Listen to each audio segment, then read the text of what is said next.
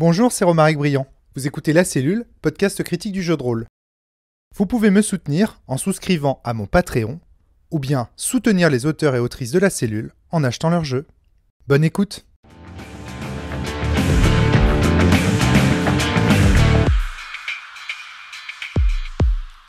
Bonjour à tous et bienvenue sur le podcast quasi mensuel de La Cellule. Aujourd'hui, je suis avec Guillaume Rioux. Guillaume, bonjour, ça va la pêche? Bonjour, ça va, oui. Alors Guillaume, on t'a aperçu dans les Twitch, donc les premiers mardis du mois à 21h, de temps en temps on fait un petit Twitch, vous le savez maintenant, chers auditeurs et auditrices. Et donc Guillaume, on a eu l'occasion de le recevoir dans le cadre du village. Tout à fait. Donc tu étais avec ton frère Thibaut. Oui. Et donc du coup, la première chose que je vais te demander, évidemment, pour les auditeurs auditrices qui ne te connaîtraient pas, c'est de te présenter. Qui es-tu?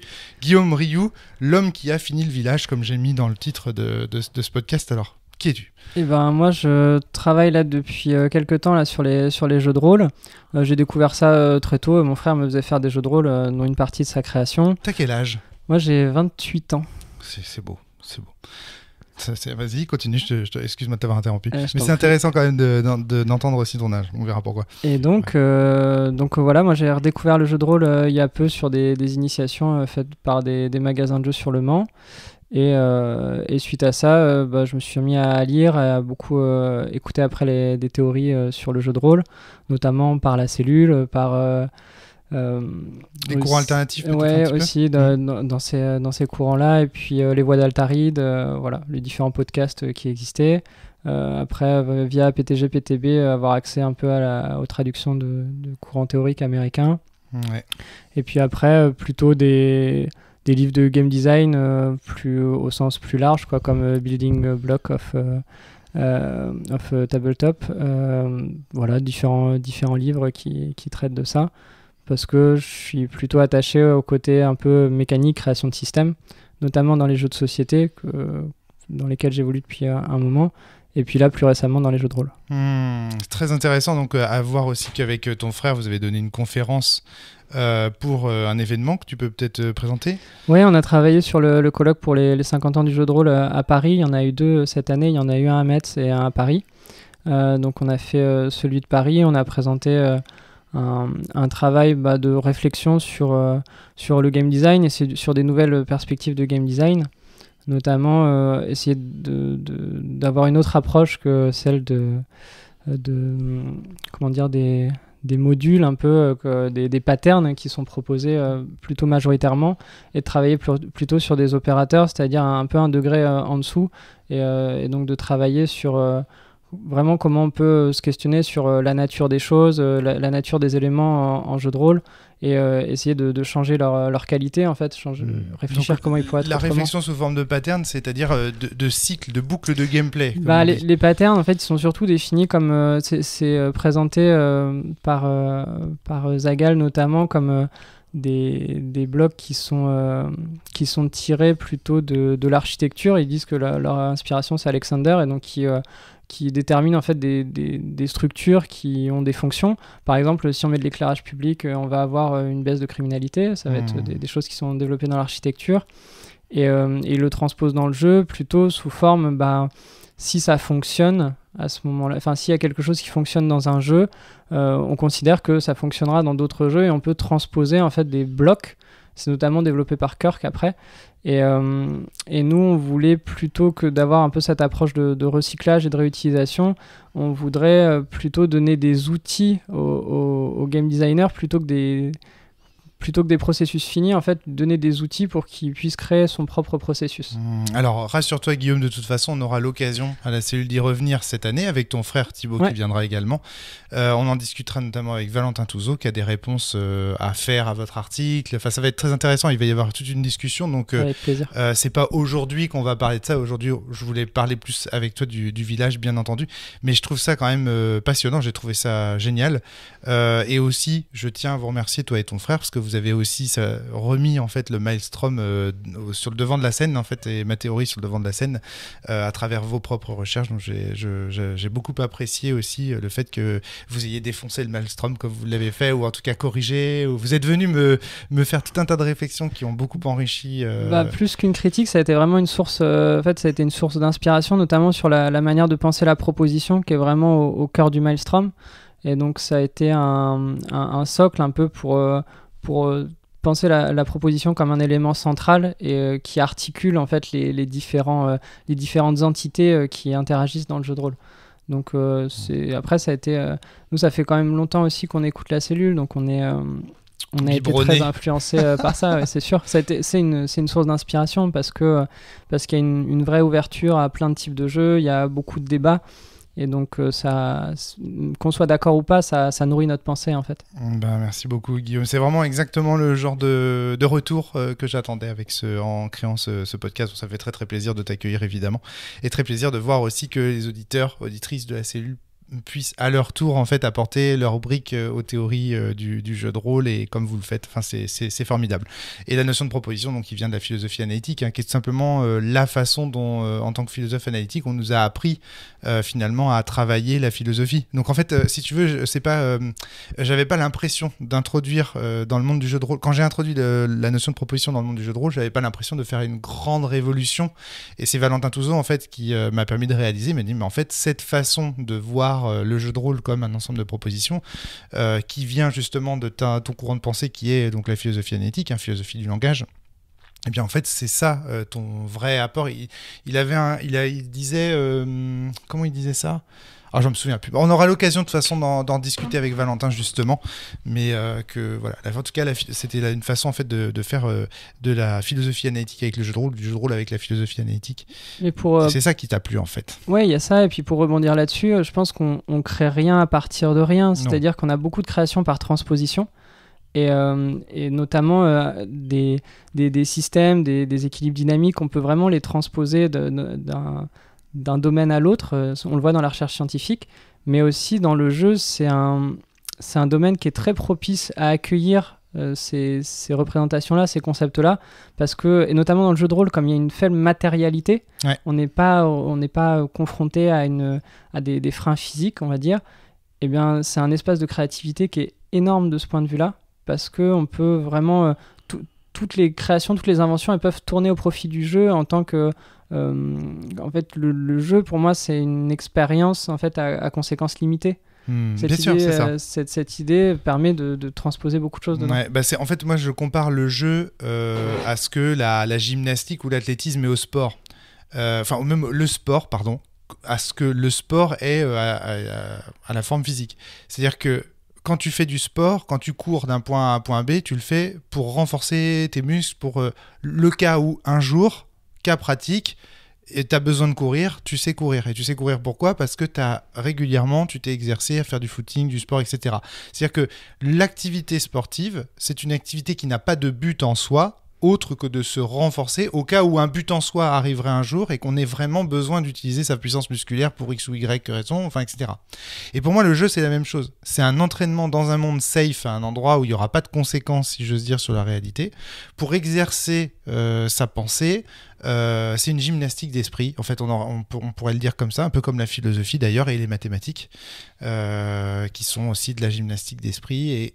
Et de temps en temps, ces deux domaines trouvent des lieux d'application. Et à ce moment-là, donc on a une raison de faire ce qu'on fait. Mais en vrai, faire de la philosophie ou faire des mathématiques, en soi, si on cherche une raison de le faire, on ne le trouvera pas. C'est une fois qu'on applique en fait ces champs de recherche que là on trouve. Je ne sais pas si je suis clair. Si, mais au-delà de l'approche individuelle, pour moi, au-delà de l'approche d'entraînement que tu décris, ouais. Je pense qu'il y a aussi un aspect expérimentation sociale, c'est-à-dire que le jeu, et notamment moi je le vois dans le jeu de société où on essaye de faire des systèmes qui soient justes pour tous les joueurs, des jeux qui soient équilibrés, ouais. Et on pourrait clairement le transposer à une construction sociale et à se dire quel serait le modèle le plus équitable, et on ne sait pas qui va jouer quoi en fait dans le jeu, chaque joueur pourra choisir son rôle. Et donc c'est un peu pour moi c'est la même chose que le voile d'ignorance de Rawls en fait, où on crée une société dans laquelle on ne sait pas quelle sera sa place, et le jeu actualise vraiment ça. C'est génial. C'est génial. C'est une intuition que j'ai depuis des années, mais oui, effectivement, là, ça me fait plaisir de voir quelqu'un qui le pense et qui le défend. Ça fait plaisir. Tu sais que ça me fait très plaisir de te recevoir parce que j'ai eu souvent l'impression de parler dans le désert. Heureusement, j'ai rencontré des amis formidables que tu as pu entendre dans les podcasts de la cellule qui m'ont montré que voilà, c'était pas inintéressant ce que je pensais, ce que je racontais et ce qu'on pensait, ce qu'on racontait d'ailleurs. Mais là, ça fait plaisir de te rencontrer pour voir aussi. Ouais, d'accord, ok. Ça a une portée en fait. Enfin, effectivement, moi, j'ai toujours vu le jeu comme un élément qui pouvait construire le social, qui pouvait construire la société, etc. Et ça fait plaisir. Je me souviens encore d'Antoine Morgenthaler qui vient avec son idée de l'essai sur le jeu de rôle, où il montre que justement le jeu de rôle c'est une matière éminemment politique, etc. Enfin, c'est vraiment sympa. Génial, franchement génial. Donc il faut savoir que Guillaume et moi on se rencontre pour la première fois en vrai. Hein, on a eu l'occasion d'échanger, mais c'est la première fois. On a discuté une fois. Donc, une fois en préparation en fait de notre intervention au colloque, parce qu'on voulait discuter, être sûr de pas trahir ta pensée aussi sur le Maelstrom. Non, aucun problème. Aucun problème, tu la trahiras pas avec l'esprit dans lequel tu travailles, c'est pas possible. Tu peux la critiquer, tu peux l'amender, tu peux y réfléchir évidemment, mais je pense que c'est impossible de la trahir. T'as la bonne approche, c'est génial. Alors, je voulais parler plus précisément, parce qu'on aura l'occasion encore une fois d'y revenir avec Valentin et puis avec Thibaut. Je voulais parler donc avec toi du village, quoi. Oui. Alors, comment t'en es venu à jouer à ça? Donc tu t'es dit, tiens, voilà le nouveau jeu de Romaric Briand, je vais le tester. Enfin, Ouais, c'était à peu près ça. En fait, c'est mon frère qui l'a découvert le premier, donc qui me l'a partagé. Donc on a joué un peu en dilettante au début, on a fait tourner le jeu, on a apprécié le côté approche qui mêlait à la fois l'aspect un peu solitaire des mineurs et puis peut-être le présenter d'ailleurs, parce que les auditeurs auditrices te connaissent pas forcément. On peut le présenter, le système du village. Tu vas le présenter mieux que moi. Ouais, j'en sais rien. Alors là, je suis pas sûr parce que je suis pas très bon. On a en face de nous donc un village qui est composé de 20 cartes à jouer. Donc c'est une réussite. Faut imaginer une réussite à la croisée des chemins entre la réussite et le démineur, le solitaire et le démineur. C'est ce que tu disais tout de suite, Guillaume. On va étendre en fait. On va prendre un paquet de 52 cartes. C'est bien ça. Il n'y a pas de joker. On mélange. On étend 20 cartes devant nous en colonne de 5 x 4, ouais, c'est-à-dire 5 cartes. Il y a 5 colonnes et 4 lignes. Ouais, 5 colonnes et 4 lignes. Donc des lignes de 5 cartes. C'est bien ça, je ne me trompe pas. Oui. Ou 4. Non, 5 cartes, puisqu'il y a une colonne centrale, justement. C'est l'essentiel du jeu. Donc voilà. Donc on va étendre des cartes comme ça devant nous et ça va constituer ce qu'on appelle le village. Et l'objectif, ça va être de retrouver les figures qui s'y trouvent. En sachant que certaines sont parties dans la colline, les cartes restantes, qui ne sont pas les cartes que vous avez étendues devant vous. Chaque fois que vous retournez un villageois, que ce soit dans le village ou dans la colline, vous avez le droit de regarder une carte face cachée dans le village. Et voilà. Et sinon, vous avez toujours le droit de retourner une carte dans le village, mais attention, les cartes qui ne sont pas des figures sont des mines qui explosent. Et donc du coup, elles explosent les cartes qui sont autour d'elles. Alors le pic, il explose la carte qui est au-dessus d'elle et en dessous d'elle. Le trèfle, il explose la carte qui est à sa droite, à sa gauche et la carte au-dessus. Le carreau, il explose les cartes qui sont, comment le dire à l'oral, en diagonale, ouais, c'est-à-dire celle qui est au nord-est, au nord-ouest, au sud-ouest et au sud-est. Pas mal ça. On a réussi à trouver un moyen. À l'oral, c'est pas mal. Et la dernière que j'ai oubliée, c'est le cœur, qui lui est une mine qui finalement n'explose pas. Elle fait pchit, comme dirait Jacques Chirac. Donc du coup, donc voilà à peu près donc le pic fait exploser en haut en bas, le trèfle à droite, à gauche, au-dessus, le carreau au nord-est, au nord-ouest, au sud-est, au sud-ouest. Donc 4 cartes quand même pour le carreau. Quand on retourne une mine de carreau, ça fait péter 4 cartes du village, donc c'est quand même dangereux. Et voilà. Et donc l'objectif, c'est évidemment de faire péter personne. Donc de regarder en amont les cartes qui sont cachées autour du carreau pour vérifier que quand on va retourner son carreau, on va pas le faire péter, voilà, etc. Tout en sachant que quand on retourne un carreau dans la colline, on a le droit de déplacer en diagonale 2 cartes du village. Donc on peut déplacer des mines comme ça, les emmener un petit peu dans les coins du village pour éviter qu'elles affectent trop de personnes. Enfin voilà. En gros, le concept. Je vous invite à aller voir les vidéos Sur le village, il y a un Twitch où je joue au village et où j'explique les règles. Il y a un Twitch avec Guillaume et Thibaut où on explique des stratégies de jeu. Il y a une vidéo YouTube dans laquelle on revient sur des parties aussi avec Darky et des stratégies de jeu avec Darky. Donc vous tapez le village Romaric Briand dans YouTube. Voilà, vous trouverez toutes les vidéos Twitch et YouTube qui ont été consacrées au village et vous pourrez retrouver vos petits. Ceci fait revenir sur ce podcast puisque Guillaume Rioux, qui est devant moi en ce moment, c'est quelqu'un qui a réussi à trouver beaucoup d'éléments mathématiques du village, si ce n'est tous, et donc à réussir à optimiser le village pour quasiment obtenir 100% village réussi, hein, Guillaume, je pense. J'étais à 98, mais bon. Vous êtes à 98%? Ouais, quand je l'avais fait, là, j'avais fait une série de 50. Après, il y a des... je pense qu'il y a d'autres choses qui rentrent en compte aussi quand on y joue beaucoup. Moi, j'avais fait une session à peu près de un peu plus de 4 heures. Ouais. Et à un moment, il y a de la fatigue aussi. Et puis, il y a toujours des parts de hasard.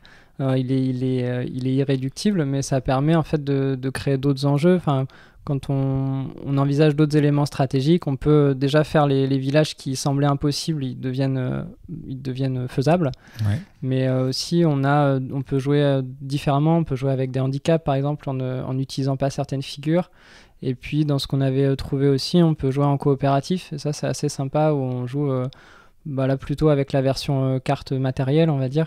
On joue face à face et on limite en limitant la communication, ça permet d'avoir une autre approche et de diversifier un peu le Donc le en jeu. fait, une fois que tu as eu fini finalement de jouer au village tel qu'il est présenté encore une fois par Darky, parce que ce qu'on a oublié de dire, c'est qu'il existe 2 versions du village en réalité. Il existe une version matérielle du village où on joue avec des cartes concrète, et une version, un portage en fait qui a été fait par Darky, on rappelle, Darky, l'infographiste de tous les sites de romaricbriand.fr, donc mon sidekick numérique.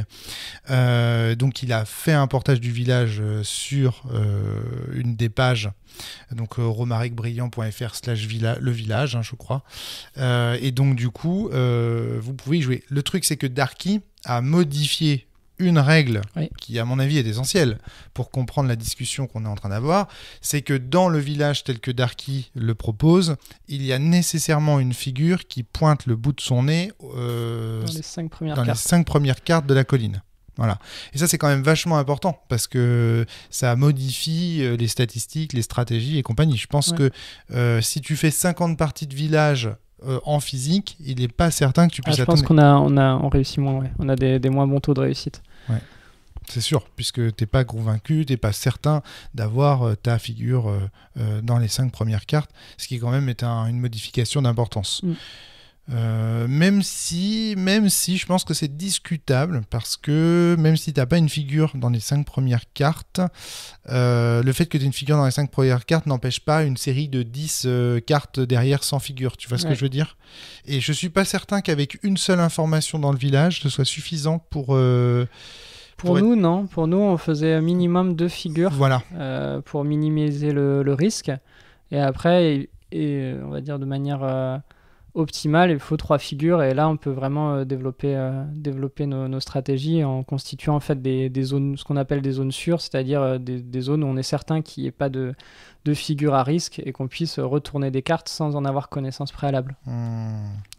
Ce qu'avec Darky on appelait aplanir une motte. Des mottes. Ouais, les mottes.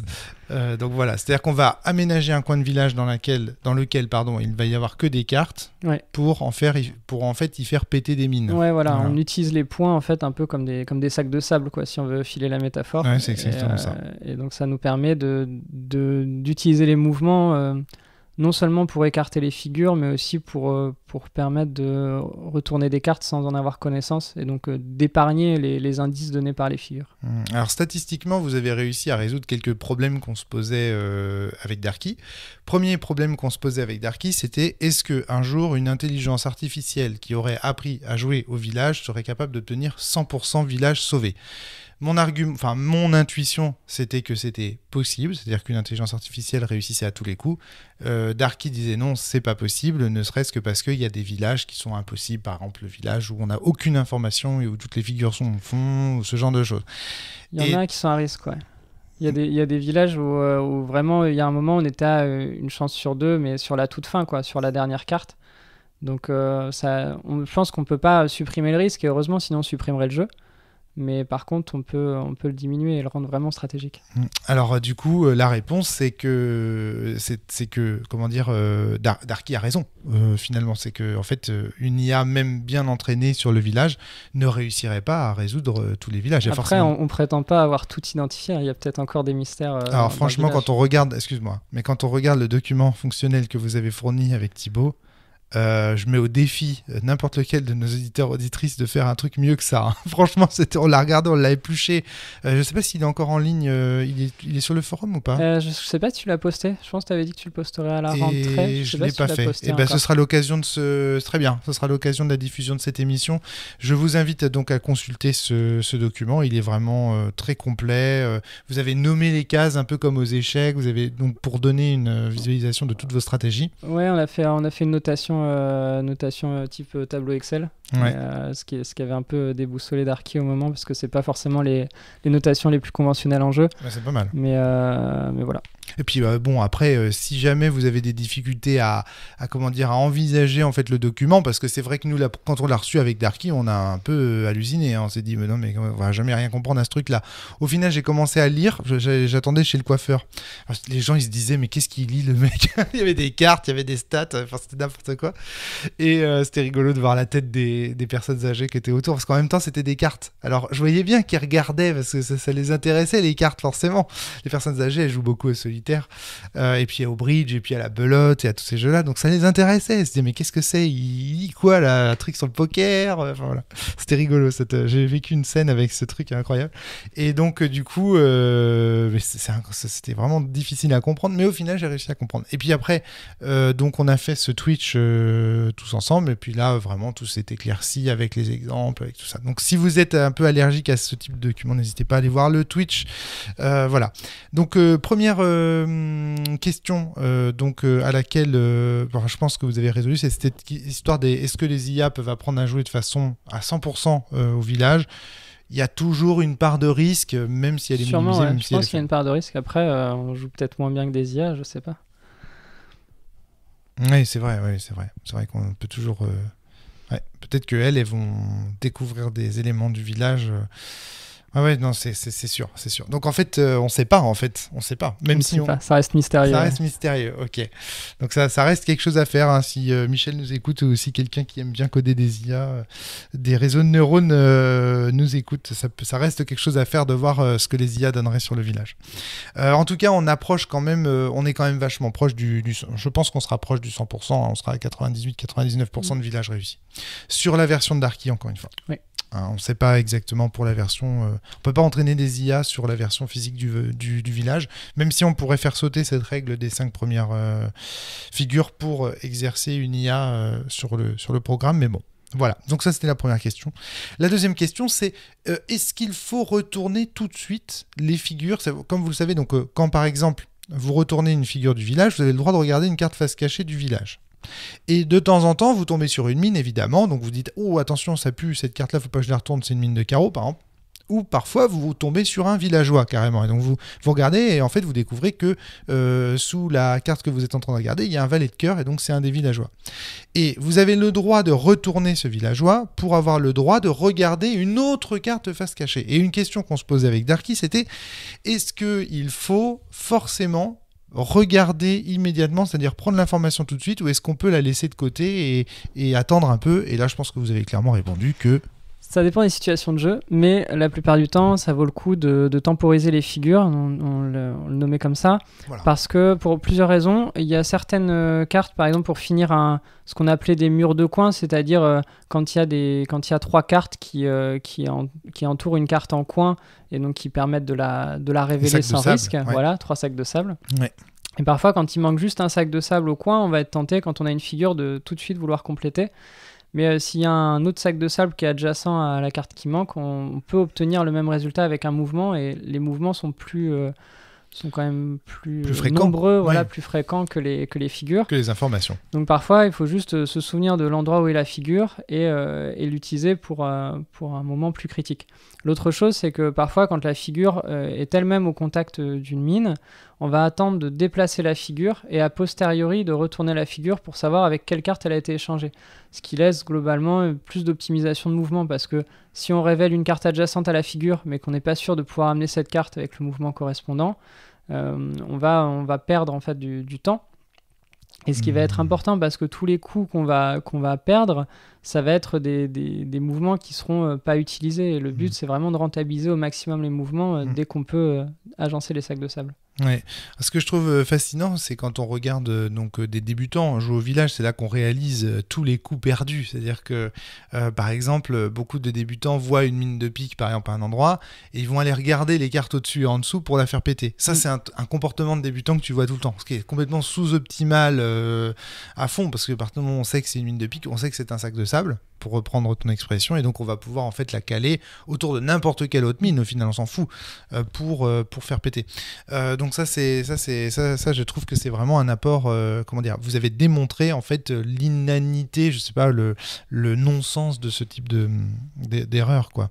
Donc ça je trouve ça déjà vachement intéressant. Et donc l'usage des figures, du coup, d'optimiser en fait le moment où on les retourne. En gros, la plupart du temps, il faudra ne pas les utiliser tout de suite. La plupart du temps, oui. Sauf d'abord leur faire quelques mouvements. Au tout début, ça peut, quand notre ouverture, en gros, c'est d'ouvrir les cartes qui vont être proches des cartes immédiatement dans le coin. Dans le coin supérieur. Dans le coin supérieur. Non. On peut y revenir après. Ouais.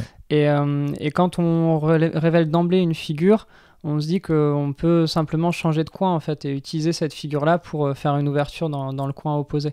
Et qu'on n'a pas de raison de les temporiser. Mais en cours de jeu, en effet, souvent c'est mieux d'attendre un petit peu une situation optimale pour les retourner. Donc rapidement, pour résumer la stratégie de Guillaume et Thibaut en ouverture, donc on va chercher à faire un coin, donc un des deux coins supérieurs, soit le coin gauche, soit le coin droit. Ouais. Les deux sont équitablement valables, enfin sont valables tous les deux. Alors pourquoi le coin supérieur ? Alors parce que à cause du trèfle qui va faire exploser à la fois les cartes à gauche et à droite et la carte supérieure. Voilà. Et donc si on emploie les coins supérieurs, c'est parce que quelle que soit la carte qui sera en coin supérieur, si c'est un carreau, un carreau, un pique ou un trèfle, elle ne fera exploser au maximum qu'une carte. Voilà, le pique fera exploser. Regardez, si vous prenez le coin supérieur gauche, visualisez, d'accord, vous avez un carré de cartes posé devant vous.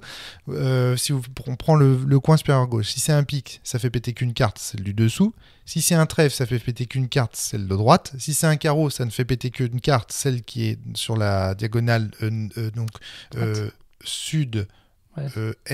Sud-est, et le cœur ça fait rien, et la figure ça permet de révéler.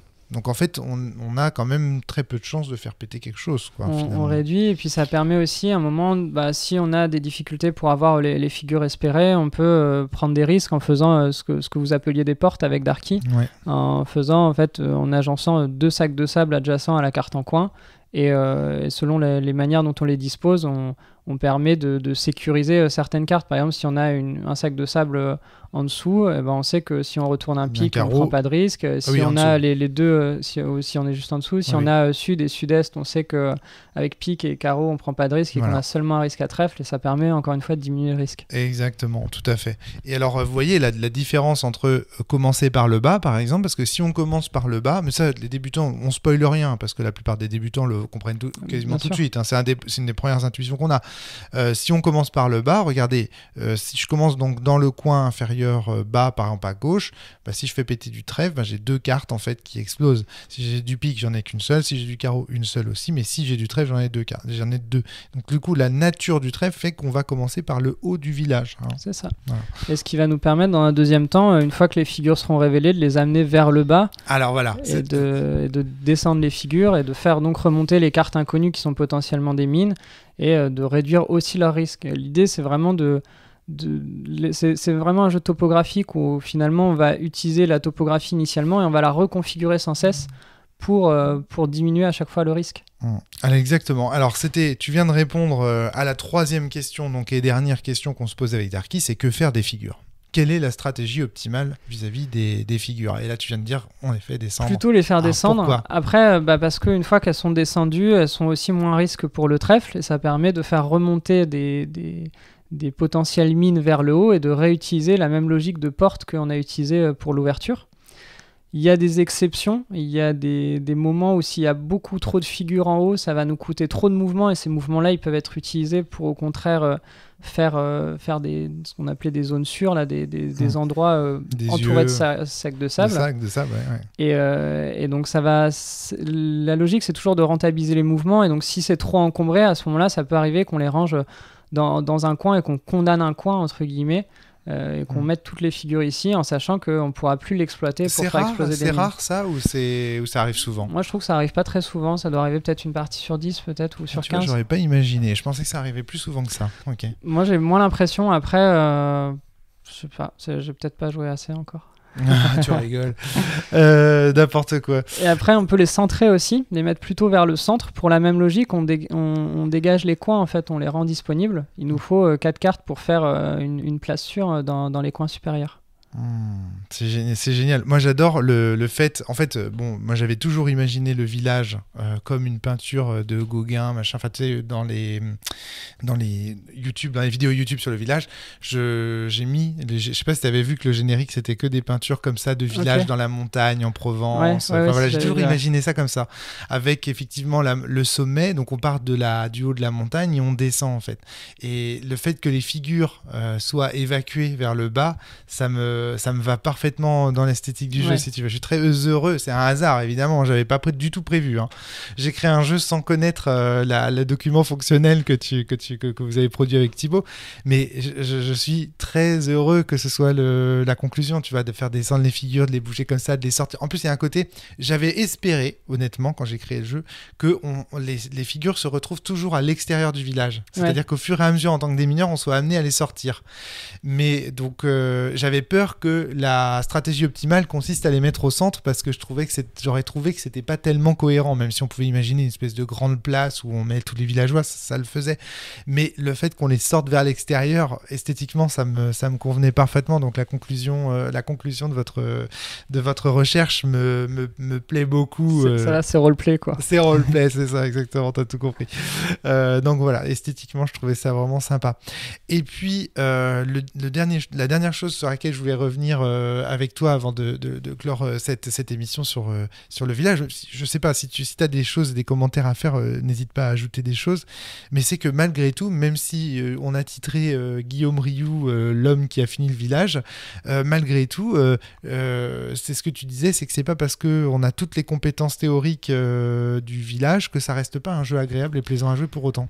Ouais, parce qu'il reste un certain feeling quand même. Et puis, c'est pas parce qu'on a une méthode que finalement le jeu va perdre de sa saveur aussi, parce que ça va être se poser sur chaque situation, optimiser les choix, et puis il y a plusieurs manières de jouer. On peut jouer plutôt en optimisant un peu les cartes qui restent, vraiment avoir cette idée de probabilité pour chaque mine, qu'elle soit présente ou pas. On peut avoir plus une réflexion purement topographique où on se dit nous on joue que à coup sûr. On peut choisir un peu des manières de jouer plus ou moins à risque. On peut se fixer des objectifs aussi, de se dire j'aimerais bien finir avec tant de cartes dans la colline, ou se finir avec tant de figures qui n'ont pas été utilisées. Ça peut être assez sympa de se mettre dans mais là, tu te lances des défis. Mais sur le jeu de base normal, moi, je suis désolé, mais je connais le document fonctionnel, je connais ta technique. Il m'arrive de temps en temps... Alors, truc énorme. Parce que récemment, je me suis refait pas mal de villages. Et il y a des moments où j'arrive pas à appliquer votre technique. C'est-à-dire que je me dis, non, mais là... Ma technique à moi, donc moi j'ai une technique d'évacuation par le centre puis vers le bas, donc j'ai en deux temps, et en plus avec des ouvertures qui sont pas des ouvertures de coin, c'est-à-dire que moi je commence toujours par explorer la colonne du milieu du village. D'accord. Donc moi je sécurise en fait la colonne du milieu et je m'étends en fait de part et d'autre. Parce que j'ai noté que quand la colonne du milieu est sécurisée, une fois que tu as un carreau ou un trèfle, en fait tu peux très facilement déplacer et produire des zones safe ou des portes, etc. T'as plus de potentialité pour tes... Et donc, si tu veux, moi j'ai appris à jouer tous mes records sur le village, je les ai faits comme ça. Et donc du coup pendant des années, pendant des mois j'ai joué comme ça. Et ben quand j'applique votre méthode, il m'arrive de faire des erreurs de calcul, c'est-à-dire de retourner sur mon compte à moi.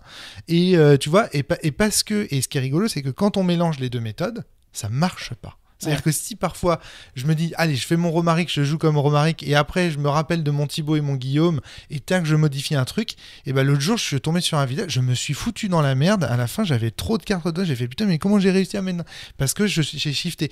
Donc ça veut bien dire qu'il y a une espèce de tournure d'esprit malgré tout, qu'il y a des méthodes qui vont convenir à certains types de joueurs, il y a et d'autres méthodes pour d'autres, enfin je sais pas comment. Et puis peut-être si tu choisis une méthode, peut-être que le mieux c'est de s'y tenir, parce que au moins le long d'une partie, parce que sinon tu vas t'engager dans une certaine configuration et que tu vas pas pouvoir récupérer avec une autre méthode. J'ai l'impression qu'il n'y a pas de recette toute faite si tu veux. Probablement pas. Celle-là, elle nous convient. Voilà. On voit qu'on l'a développée et qu'elle fonctionne. Mais après, je pense qu'il y en a d'autres. Et ce que tu dis d'avoir une colonne où tu peux après déplacer dans tous les sens, avoir beaucoup de potentialité, c'est une autre façon d'exploiter les mouvements. Et alors après, moi j'avais noté un truc, c'est que votre méthode a l'air de vous consommer beaucoup moins d'énergie que moi. Parce qu'il y a ça aussi. Il y a, oui, est-ce que c'est une bonne méthode ? Mais surtout, quelle énergie on consomme pour la méthode ? Parce que on s'était fait la réflexion avec Darky. Darky, il fait une partie en 30 secondes. Moi, je fais une partie, il me faut 5 minutes. On avait filmé 2 parties, d'ailleurs. On n'a jamais diffusé ça, mais on en avait discuté un petit peu dans la vidéo YouTube. Il y a un côté... voilà, moi, ma méthode, elle est ultra... cérébralement, elle est cérébrophage, si j'ose dire. Tu vois, elle nécessite de réfléchir énormément, de faire processer. Et donc, à la fin, on est fatigué. Moi, je me souviens que j'avais fait les 20 villages d'affilée. J'avais vraiment, à la fin, j'avais fait 23 villages d'affilée. Je n'en pouvais plus. Je comprends. Et j'avais mis 4h30 à faire 23 villages, tu vois. Donc c'était, il y a ça aussi, c'est-à-dire que est-ce que la méthode est efficace quelque part donc j'ai l'impression que votre méthode est très efficace. Bah, le fait d'avoir des principes directeurs, je pense que c'est une économie d'esprit. Ouais. T'as pas à te poser la question à chaque situation. Même si c'est pas complètement procédural, ça te donne au moins des grandes lignes et te dire bah là quel est mon meilleur coup, quoi. Au moins orienter tes meilleurs choix. Et ce qui est rigolo, c'est que même quand on a une méthode, malgré tout, ça reste un jeu intéressant, le village, parce que ce soit la mienne ou la vôtre, parce que en fait à chaque instant on est obligé de regarder tout. C'est-à-dire qu'il y a quand même une dimension, et c'est pour ça qu'il y a du risque encore. Tu disais tout à l'heure, oui, il y a encore une part de risque, mais pourquoi ? Parce qu'on peut se planter au moment où on fait ses calculs. C'est-à-dire que tu regardes ce qui reste dans la colline, tu te souviens de ce qu'il y a. Alors vous mettez des cartes pour vous souvenir. Souvent en indice, ouais. Ouais, mais c'est bien. Enfin, des fois on joue à la mémoire, mais des fois on est fatigué. Mais voilà. En tout cas, il y a une erreur possible, quoi. C'est-à-dire que même une fois qu'on a toutes les méthodes et tout, on peut se planter, quoi. Et parfois, tu as des situations où le bénéfice n'est pas évident, où tu te dis, bah, est-ce que ce mouvement-là, je le joue maintenant parce que je me dis que je vais gagner du temps après, ou est-ce que, comme il est encore fréquent, je vais jouer autre chose. Enfin, c'est pas toujours, les situations sont quand même pas toujours évidentes, donc tu gardes toujours une agentivité, quelle que soit ta méthode. Et ça c'est vrai que c'est... Parce que moi, je te cache pas que quand j'ai vu l'article sortir, je me suis dit... Enfin, quand vous nous avez envoyé les documents, je me suis dit, bah merde, le village est nul. Tu vois, je me suis dit, la première réflexion que tu te dis en tant que créateur de jeu, c'est un peu le côté puissance 4, quoi. Le puissance 4, quand je finis, tout le monde sait que le coup optimal aujourd'hui c'est de jouer dans la colonne du centre, parce que sinon c'est sous, enfin voilà, donc tu as une méthode en fait, et donc le jeu quelque part il est fini au sens où ça sert un peu à rien d'y jouer. Il y a que les enfants qui apprennent à jouer comme ça ou à être attentifs de cette façon là, qui connaissent pas, en fait il faut ne pas connaître le coup optimal pour jouer au puissance 4, tu vois. Et j'avais peur que le village finisse comme ça, et au final pas du tout. Pour moi non, enfin j'ai toujours plaisir à y jouer de temps en temps. Donc ça me, à titre personnel, en tant qu'auteur du jeu, si tu veux, ça me rassure un peu. J'avais peur que tu viennes tout casser. Pas du tout. Et ben merci beaucoup Guillaume. Est-ce que tu avais des choses à ajouter sur le village Bah je pense pas. Après si les gens lisent le document, moi je serais surtout curieux d'avoir des retours sur le document en général, mais aussi sur les parties coop qu'on a un peu développées, mais pas pas sur du très long Sur terme. les variantes, Ouais, sur les variantes, ça ce serait intéressant. S'il y a des gens qui jouent en duo au village, voir comment ils procèdent, est-ce qu'ils y trouvent de l'intérêt, etc. Sur ces variantes-là, ouais, ce serait intéressant d'avoir des retours. Alors je pense que si tu veux des retours là-dessus, parce que nous on les avait lus les variantes, on en a tenté certaines et en fait on n'était pas certain de comment on y jouait. Bon, je sais que la version coop on a voulu la tester. Donc en fait je pense que le mieux ce serait quand vous allez venir avec Thibaut à la maison, ce serait qu'on les playtest ensemble et qu'on en fasse des retours dans les micros. Et peut-être mieux rédiger les règles parce que c'est aussi des choses qu'on a rédigées à la fin, parce que tu vois le premier document qu'on t'avait envoyé, on l'a complètement repris après le Twitch qu'on avait fait pour essayer de le clarifier, etc. Ah bah donc c'est peut-être pour ça, alors faut que je regarde. Et les parties duo, on les avait rajoutées aussi à la fin, donc on n'a pas eu... on a eu une deuxième lecture, mais on n'a pas eu on n'a pas retravaillé. Parce que je sais qu'on avait essayé une fois avec qui on avait fait ça. Je me demande si c'était pas avec Soren. Avec mon fils, on avait essayé de faire une partie coop et en fait, on n'avait pas compris. Enfin, on comprenait pas quoi. On savait pas trop ce qu'on devait faire et tout. Donc peut-être, mais on avait peut-être le tout premier document. Sur le dernier, on l'a complètement refondu pour qu'il soit plus clarifié. C'est ça, donc on mais en tout cas, je pense que le playtester devant caméra, montrer comment on y joue, montrer les réactions que ça produit sur les joueurs, éventuellement même les débriefer dans les micros, ça peut être intéressant pour avoir d'autres types de retours, je pense. Ouais, carrément. Parce que d'expérience, je peux te dire que les variantes, si tu les montres pas, si tu les gens d'abord ils jouent au jeu normal, quoi, tu vois, il y a un côté donc voilà, ok, très bien. Et bah ouais, moi aussi je serais très curieux de voir ce que ça peut donner en coop et tout. J'ai vraiment envie de tester. Merci beaucoup Guillaume. Merci Romaric. À très bientôt. On se retrouve avec Guillaume et Thibaut la prochaine fois pour parler de... Enfin, pas la semaine prochaine. Hein. Je pense que... Parce que le week-end avec vous n'est toujours pas organisé. On ne sait toujours pas quand est-ce qu'on va se faire ça. On va planifier ça. Ouais, il faut qu'on planifie ça. Mais voilà. Mais en tout cas, on se retrouvera très bientôt pour discuter théorie de jeu de rôle. Parce que vous allez voir, Guillaume et Thibaut, ils en ont sous le capot. Allez, à très bientôt tout le monde. Portez-vous bien. Jouez bien, à bientôt. Jouez bien.